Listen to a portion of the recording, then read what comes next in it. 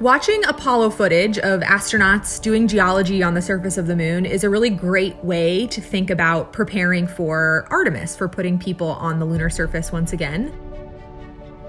We learn a lot in how they did science operations on the moon and what it's like to work on the moon. You see them doing geology. You see them taking rock samples, putting in a drive tube to take a core sample. You see them bouncing along the surface of the moon on the lunar rover that they used in Apollo 15 through 17. So it's a great way to help drive technology development for the next generation of spacesuits and geology sampling tools. There's these facilities that help us train like we are on the lunar surface.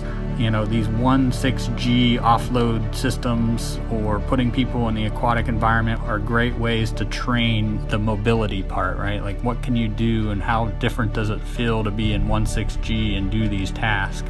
We've been training astronauts in geology and geoscience for decades now. The Apollo astronauts had literally hundreds of hours of training in geology before they flew to the moon. It's often said that the Apollo astronauts had the equivalent of a master's degree in geology by the time they flew to the moon. In the intervening decades since Apollo, we've been training astronauts who fly to the International Space Station because when they're on the ISS, they spend time observing the Earth, looking out the window, taking pictures of what they see on the Earth's surface. Now that we're looking at putting astronauts on the surface of the moon,